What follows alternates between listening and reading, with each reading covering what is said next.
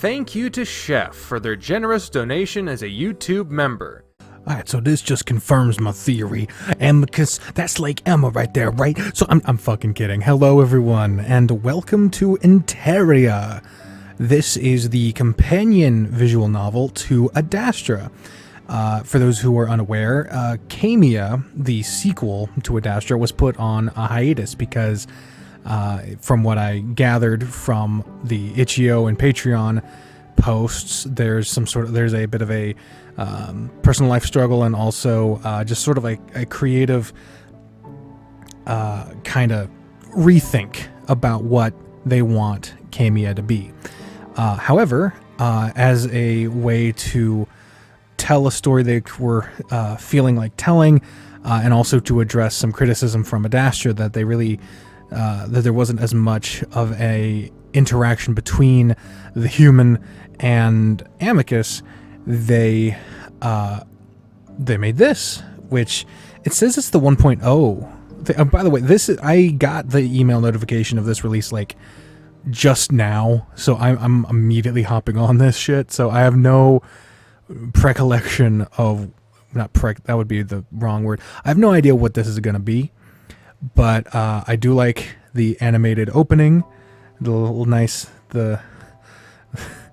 it's very, I don't know, I'm getting like a Steven Universe vibe. I don't know. But anyway, so let's get it started. Ha! I'm looking forward to seeing what this is. You know, I hope it doesn't go too far away from it. This is just supposed to be a light thing, I guess. But like, they also said that, you know, you got Alexius and Casius around, so it ain't just gonna be a romp through the city. So we'll see. So that's the plan then. There's the guy. There's the big scary fuck in the sky. The dragon floats at a single isolated point in a vast universe. Dots. You know that whenever I speak, it is with the utmost respect. Dots. Don't you know all? If that was sarcasm, you would know, so why ask? I was trained to speak with unfamiliar beings whose existences escape my comprehension. Do you not need to accommodate me? There's a pause. Actually, why are you distracting me like this? You know, the Galanians were actually easier to speak to. Apologies, it's not my place to speak of such tender things. You do have such tender feelings. Indeed, that was sarcasm, but let me speak seriously once more. After botching their first mission so terribly, don't you feel the human and wolf have been through enough? Why risk their livelihoods once more? Yes, not my place. Well, despite your best efforts, there remain sapient feelings of empathy within me. Yes, fine. I shall begin watching. He claps his paws together, honing his concentration, focusing it down from the vast stretches of the universe, from dimensions unseen, down to a single being in his own realm of existence. A single being on a single moon in a single bedroom next to his wolf. With a simple name. And that name is, looking up the game, 'cause I haven't played it in a while. Gotta keep consistency. Yeah, we were named William. Likely after William Henry Harrison? I don't know. Or no, that would be, whatever. There are a lot of Williams in the presidencies. William. There we go. Bam. William. He mumbles quietly. And he disappears into a whirlpool of bending light.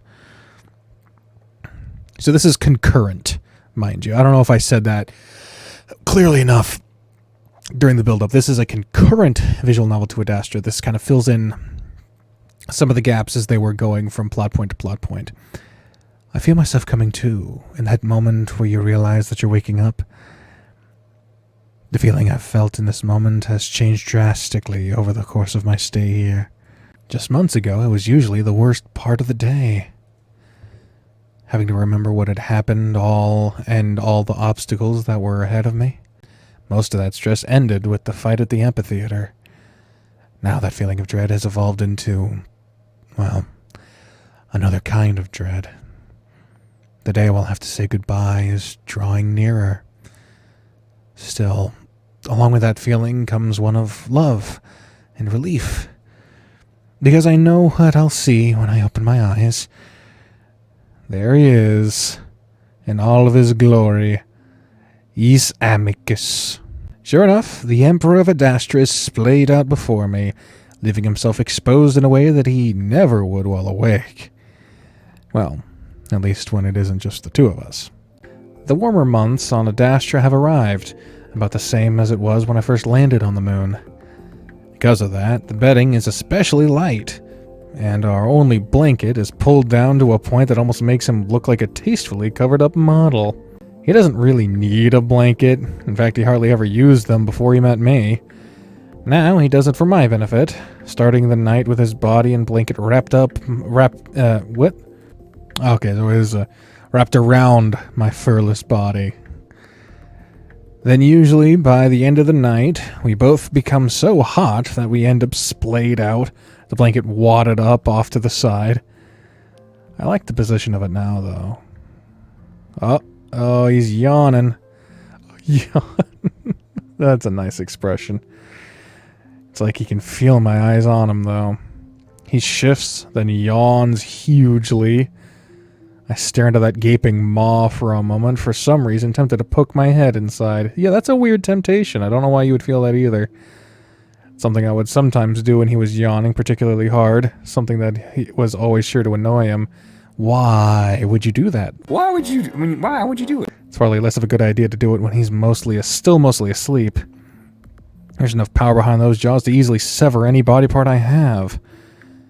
He has to consciously restrain himself while handling me even casually, so better to leave the teasing for when he's fully conscious. I smirk at the slight whine at the end of his yawn, kind of like I've heard dogs do back on Earth. And there he is, the man himself. If he wasn't aware of me earlier, the soft exhale of air from my stifled laugh gives me away. That piercing blue eye is on me in an instant, and I'm a little startled by how quickly he honed in on me. Amicus isn't always in the best of moods when he wakes up, especially these days. Clear my throat. Good morning, Amicus. He doesn't say anything, just eyeing me suspiciously. What? You find something amusing? Amicus is using his emperor voice. You find something amusing? His emperor voice on me, a serious tone that I reluctantly have to admit suits him well. I know the playful, outgoing man beneath the regal exterior, so it doesn't really work on me. I don't think amusing is the right word, my emperor. I glide my hand over the fur of his chest, feeling the swell of muscle before dipping into the valley between his pecs. And I can't even get out this game for going right into romance because this is when they're already in the throes of it. If this was a whole new game and they immediately went into this, I'd be like, ugh, but, you know, there's actually a story here that's already been told, as opposed to just waking up and immediately lusting after a wolf. But hey, I'm not speaking about that in this. This is we're quite along here. His little act falters. Slowly, he lays back and I feel him relax even more than he already was. I feel his abs lose all tension as I rub the hand through his belly fur, rubbing it in a circle and mussing it up a bit. To this day, I find myself marveling over his body. His massive size compared to my own is awe-inspiring enough. But also to feel how soft he can become, despite the latent power I know sits behind the relaxed, padded muscle, is something I got to feel regularly at night now. My hands clasping his sides while his chin is against the top of my head. I work to control my thoughts, knowing that Amicus doesn't have time for distractions like that in the morning. Slowly, I pull my hand back slightly, sighing. Of course he notices. What's the matter? Nothing. Amicus rumbles deep in his chest the way the wolves somehow are able to do. Then he turns heavily onto his side, purposely keeping his paws up so that he stays exposed, encouraging me to keep rubbing. And also probably just enjoying showing off what he knows I really like. You are the one that always brings up our communication, as you put it. He breathes in deeply, his chest swelling out and his stone match sucking in a bit, showing off his figure. So communicate with me, William. I know you need to go to work. I like being with you here. That's all. Still, my hand reaches out, smoothing over his side, down his rib cage before resting on his side, and I feel the skin and muscle beneath twitch slightly. That was almost convincing. But if you do not tell me the full truth, I will pin you and smother you while nibbling your ear until even Nefaru hears you across the palace. You'd like that to happen, wouldn't you? The giant paws that Amicus keeps relaxed near his head. You would like it even more. Nefaru might like it most. He's weird like that. I open my mouth to keep up our banter, but that's when Amicus does roll over before coming to a stop with his body arched over mine. Oh, the old familiar room. He keeps himself on his knees and elbows so as to keep his weight off of me. I cringe, preparing myself for the overwhelming way his flexible tongue is able to tickle my ear, but instead he presses his lips to mine. I lay underneath him, forcing myself to relax. Finally, he pulls back, narrowing his gaze down his muzzle, looking me in the eye. I love you, but we will discuss this further when I return. His more serious demeanor is melting away as he becomes more awake, rolling away to stand up next to the bed. God, I remember the days where I could just stand up when I wanted to. Those days are long gone now. I sit there ruefully, keeping myself covered with the blanket so my erection isn't all that obvious. That was mean. There's something just a little embarrassing about how I've known Amicus this long, yet he still has this kind of power over me. Oh, hey. That's a sprite. I believe that's not one of the original Amicus sprites. I know that much. His eyes are too close together. Looks like someone squished his face. Poor fuck. I was teasing. Partially. I will want to know if something is really bothering you. Is it the moon tour? I thought you'd be excited. I am. Seriously, I'm fine. I'm just glad we get to have these moments in the morning before you leave. And the week ahead, too. I eye his demeanor. Now it looks like something's bothering you. Okay, so this is interesting. That's an original pose, but it's different, isn't it? Something's different. Are my eyes deceiving me, or is... Yeah, one of his... Two of his fingers are just fused together on his face right now. There's like either a very thin line or not a line at all. Oh, it's funny. It's strange with you. You tell me something, yet half the time it feels like you're telling me the opposite. It's like... He pauses. I narrow my eyes, knowing what's coming. You're a bit of a female. God damn it, you fucker. Keep my expression... Stone Cold! For God's sakes! Stone Cold is back! Knowing that he's just trying to coax me into talking more. I know if I act offended, that'll give him the satisfaction of seeing me contradict myself when it comes to to gender equality.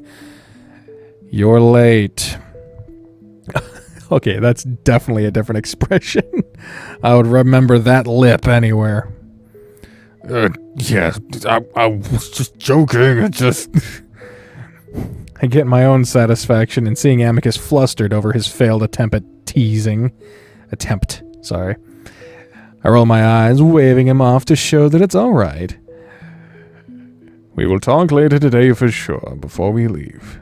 I don't remember if these were the sprites from Kami or not, but they're definitely new. I'm not sure I'm a big fan, but I admittedly may be biased. We'll have all week to talk. Better hurry before Virginia uses calm to call you. Right. Amicus hurries around the room, grabbing his cape and trousers before disappearing into the bathroom. He skips his usual shower, though he at least brushed his fur. Leans over, kissing me again quickly this time. There's the cape. Look at him with his long-ass face. My meeting should only go to the 11th hour. See you then. You'd better be looking forward to our holidays. I am. Later. Smile back at him, which seems to satisfy the wolf before he disappears out the door, leaving me alone in the bedroom. I listen to his heavy steps thunder down the hallway before sighing heavily again. What do you think, Com? Does the 11th hour really mean the 13th or the 14th? The 11th hour refers to the 11th hour in the 19-hour Adastrian day. Thank you, Com. Please pick up where we left off yesterday in Adastra, A History. That's a very fitting wolf history title book. A History. Very blunt, very simple. Very well. I start to get... It's nice to use the old Com voice again, since it got replaced in Camia. I started to get ready myself, but at a much slower pace than Amicus. Meanwhile, I listened to what is considered the quintessential record of wolves on the moon. It's taken me several weeks to get through it. It began with Drusus 10,000 years ago, the moment he named the moon Adastra. Pre-Adastra, or the time of matter, is something I probably won't be getting into anytime soon. It's probably for the best, considering how much more fractured and confusing the moon was in those days.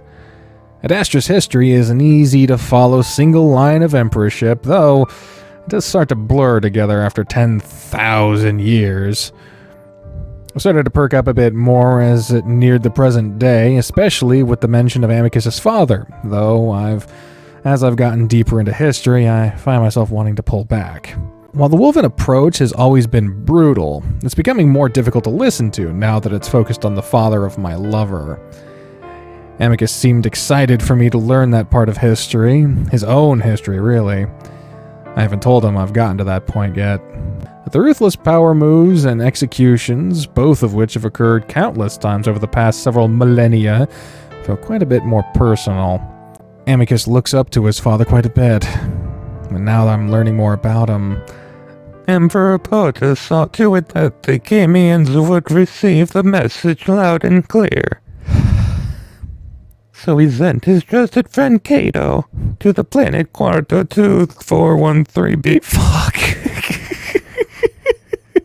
On which Camian geneticists were uplifting a primitive wolverine were race. At this point, I'm getting into the beginning of the Camian War, the third one. Even the tone of the record seems to have become defensive. Just 57 light years away from Adastra, this was an affront to wolven sovereignty. Cato thus cleansed the planet of the Camian crime, and returned peacefully to Adastra with no further bloodshed. Upon Cato's return, Emperor Potus received him with much fanfare. Hold on, Com. I just finished pulling on my robes, and now I sit on the edge of the bed wondering if I really wanted to know. It's not like I can change history. Is it worth knowing something that's already done that might paint my view of Amicus's own father in such a bad light? Well, the answer is yes. Understanding the wolves is the point of why I'm doing this. Com, read A Camian Counterpoint to Adastra, A History, Chapter 12, Section 2. There's a pause. It doesn't take a genius to know that what I had just heard had been whitewashed to almost non-existence. They're not talking about Caucasians here, obviously, as wolves. That just means, the winner writes history books type of deal. Luckily, the Camian that wrote this correction to Adastrian history organized the volume in a way that mirrored Adastra, A History. She wanted it to be as easy as possible to find the Camian viewpoint on all of Adastrian history. Of course, Amicus doesn't know I've been pairing Camian records with Adastra's own. I just needed something to balance all of this out. The planet Desheroth was first explored by the wolves 15,324 years. Fuck. After Casius' unification, after discarding the planet as barren of promising safety and life, Casius requested rights from Adastra to explore the planet themselves. This was granted after a price was negotiated and paid in precious metals. God damn it. Exploration began in 18342. Fuck. And within 2 months, a promising sapient life form was discovered in the form of an underground dwelling wolverine creatures. Oh my god, I'm so like there are a lot of I enjoy the voice. A lot of people don't. There are times where I too regret it. This is one of them. Uplift was initiated, but just 200 years into the project, Adastra finally learned of the sapient life form they missed centuries ago. Oh fuck. Instead of initiating talks, the wolves instead launched a surprise attack, massacring over 500 Gamians and 135,000 uplifted wolverines. Only 2 wolverines were recovered by a rescue mission several months later. The atrocities committed against this peaceful uplift mission included extensive use of incendiary weaponry. Fuck. I'm dropping consonants left and right.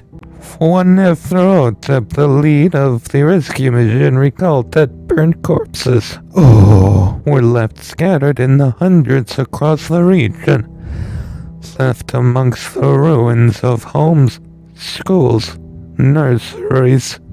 Come, that's enough for today. Yes, William. Oh, fuck, thank God. I rub my eyes with my hands, already feeling tired.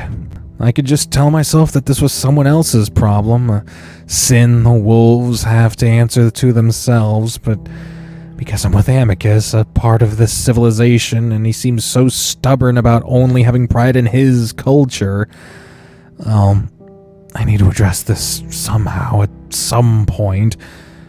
I don't want to always take the Camians' word over Adastra's, but considering that the Camians tend to admit when they've made mistakes, it naturally makes me trust them more. Plus, you're a Camian citizen, aren't you? I decide to continue my lessons when I get back from the tour. I feel like I can't really stow-match much more wolven atrocities at the moment. I know the feeling. I'm American, and god damn it sometimes. Whew. Sometimes, man, a lot of time, most of the time, I don't have any national pride. I'd rather have breakfast. Me too. There's the palace. I'm alone in the corridors, as usual. I tend to get out at a later time than the others. Not that I'd really enjoy the company of many of the others, but my existence feels more and more lonely every day. Amicus says that it'll change after our trip. I suppose this tour is a bit like my introduction to the rest of the moon. Afterwards, I'll be able to make more public appearances, according to Amicus. Initially, this didn't sound at all appealing, but the more time I spent within the corridors of the palace, the more I changed my mind. The more I think about it, the more I feel the cramped walls of the palace closing in on me. Even now, I changed my mind on breakfast mid-stride and instead take a route that will take me to the front of the palace. Wanted to go for a swim instead. It's been a while, and they always left me feeling a bit exhausted in a good way. Much different than the tender weakness of the hot baths left me in every morning. Which reminds me, I stop at the door to the baths on the way, pressing the panel. There's the baths. A wall of steam smothers my face instantly, and I'm glad I decided not to go with the usual routine today. Feeling of suffocation is exactly what I'm trying to avoid right now. Nefaru? Oh god, what are we about to see? My voice is weak under the sudden change in humidity. I clear my throat. Nefaru! Ah, William. I've been waiting for you. There are a few things I'd like to discuss before... Hey, I'm going for a lake swim instead today. You can join me if you want. There's a pause that goes on for a notable amount of time, then a sigh. There's an echoing sound of sloshing water, then the smacks of it hitting marble floors. You have quite the knack for choosing the worst of days, you know. Oh, let me make sure it's still covered up. You can see a bit of butt, but whatever. Hey, hold on a moment. I'm already moving back into the hall, knowing Nefaru well enough at this point to not just stand there and let him prattle on. Why you would choose the harsh cold of the murky, slightly polluted lake over the comforting warmth of mineral water is beyond me. And with no time to make myself decent, thanks for that. I side-eye the big jackal, wondering why he didn't take the time to at least grab a towel. Hey, it's up to you. I just didn't want to leave you hanging in the baths expecting me to show up. Nefer slips on the marble before catching his balance and in a stumble. Why are you naked? I was just gonna wait for you by the lake if you were gonna come. Nothing you haven't seen before, eh? Not in the halls of the palace. And who else might see us? Anyone, but I'd be most worried about Amicus if I were you. He comes back early sometimes. Oh, yeah, I suppose that would be a worry. Wolven jealousy knows no bounds. That's very true.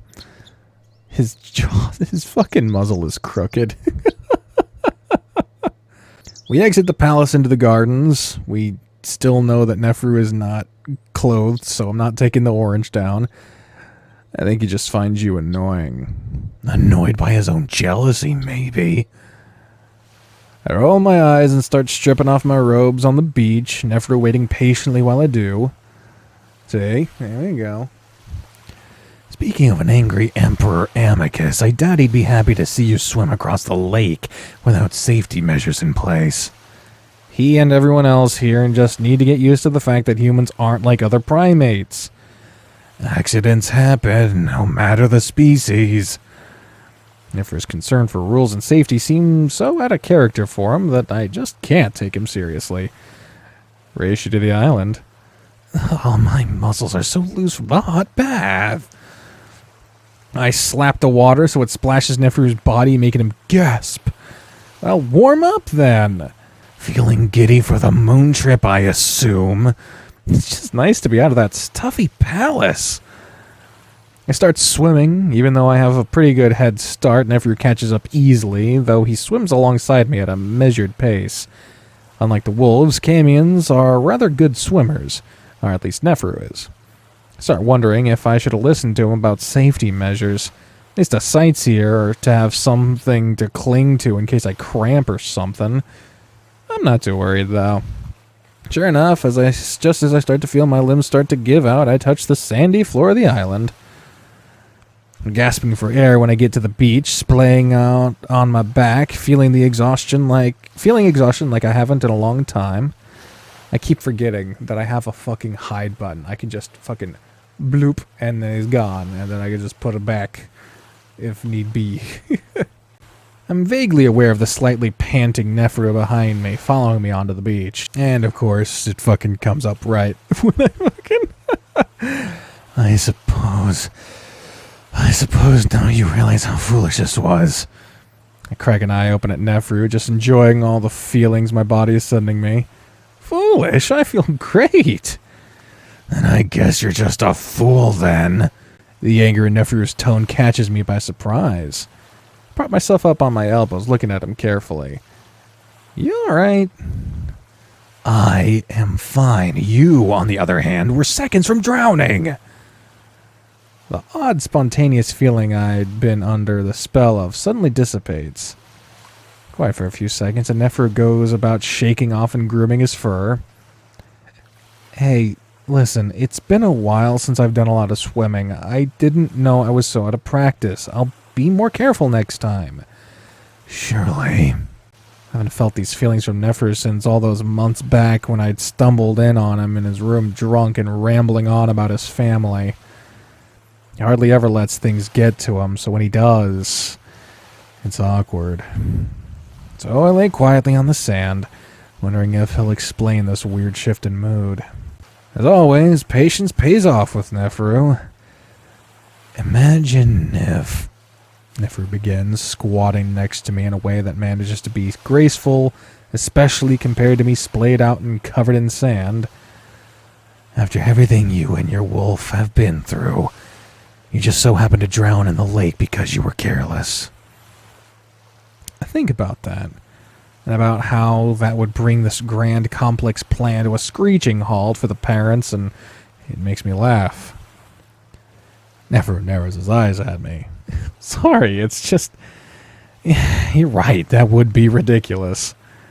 And considering your brush with death not so long ago, I think you'd cherish life just a bit more. This is all starting to feel a bit much. Alright, Nefaru, I'm sorry. You should probably apologize to Amicus, not me. I'm starting to think this is more of a personal issue on Nefaru's part. For whatever reason, I just want to move on. What was it that you wanted to talk to me about? Nefaru flicks his ears, but he seems to let go of his weird little issue for now. Well, it relates a bit to what we were just speaking of. I sigh loudly, but Nefaru talks over it, in the sense that I feel that Amicus is probably portraying this as a grand adventure for all of us, instead of taking it a bit more seriously. To the point that I think that he's forgetting how dangerous these things can be. Yeah? How so? Well, have you heard of the growing separatist movement in some of the major cities? I think back. I think so. The radicals that want to separate from the parents, right? Well, remember that giving up one's fate to the parents is rather radical itself, as is the amount of change that has occurred under Amicus. I don't think Amicus is all that radical. Oh, by Wolven standards he is. Trust me. So it's all culminated in this. Nefaru pauses with a look of surprise that is almost comical. It is pretty comical, that is funny. I look around in confusion. Then his expression turns to one of anger. What? The jackal puts a finger to his lips as he stands, then just walks off into the forest next to us. I bet this is Alexius. I listen to the crackling of branches before it goes mostly silent. I can take the orange down now, because there is not a fucking penis on the screen. Well, a beast of a penis, I guess. I don't know. Penis. I look around again, suddenly feeling vulnerable. I actually start to wonder if these separatists are infiltrating the palace right now, and that's why Nefaru wanted to talk to me so badly. But then I hear a yowl that makes me leap to my feet, heart pounding, not sure if Nefaru could have possibly made a sound like that. Then I see what it is. Nefaru comes rolling out of the forest 20 feet ahead of me, entangled with something that looks very familiar. Yep, I fucking knew it. Release me, sand dog! What's the matter, Alex? We were just doing this not so long ago and you very much enjoyed it. We are known for our acting abilities, as you know. Yes, but you are a terrible actor.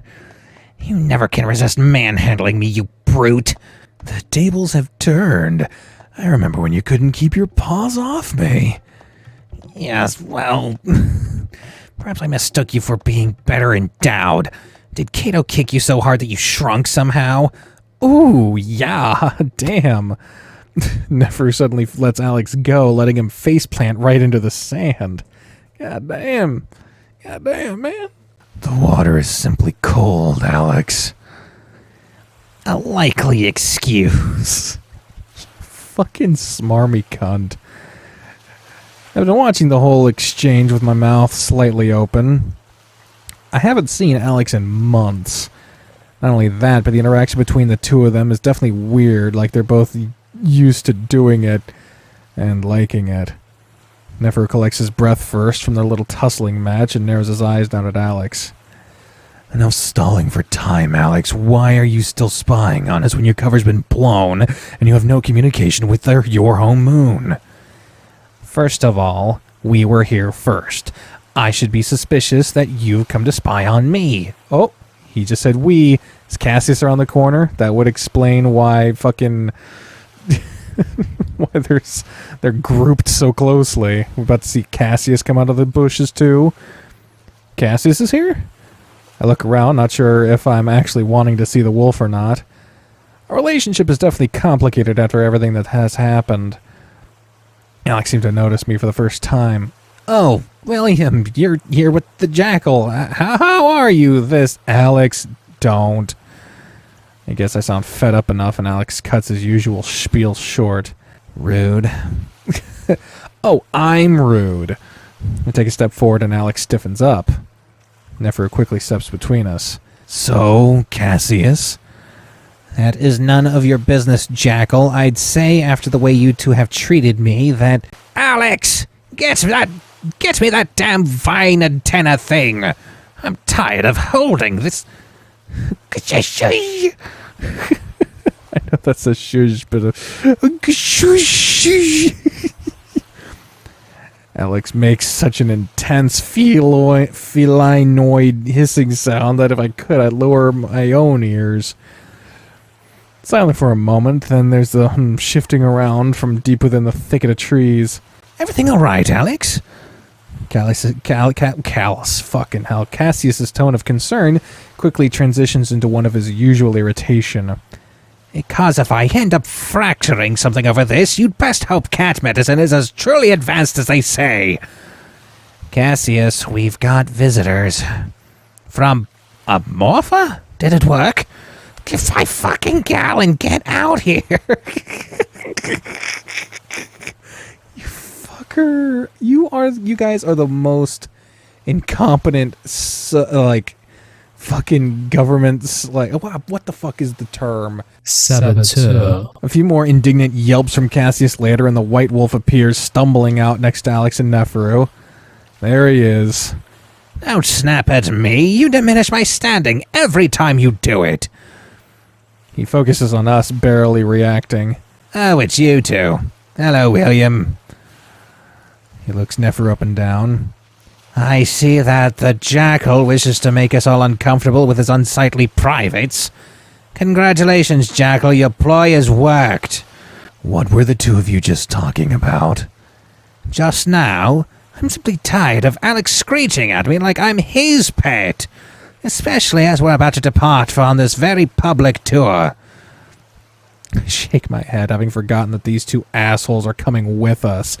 But the possible espionage takes precedence. Hold on a second. Are you building an Amorpha communication device? I don't know much about Amorpha or its technology, but antennae made out of vines sounds like the plant tech Amorphans have mastered. Oh, that? Yes, indeed. Do you have an interest in such technology, William? What? No, why the hell are you building it? This definitely goes against the rules that you agreed to stay here, Alex. Casius looks around, seemingly confused. What? This isn't his project. I'm simply fascinated with the electronic foliage and am learning the basics. By building it on this island where Alex had his last communication device? You can't be that dumb, Casius. Excuse me? Oh, God. He's not a happy boy. Calm yourself, Casius. They have no appreciation for Amorphan technology. Gamians have such intense superiority complexes. Why are we bringing this prick with us again? That's just insane. Enough! Just because you are the Emperor's pet boyfriend. Casius shudders violently. Yeah, pet, as I was saying. Does not mean that you can say whatever you like to me or my pet. Good day to you both. Nefaru and I watched them walk down the length of the beach, then get into a sightseer I hadn't seen behind a bed of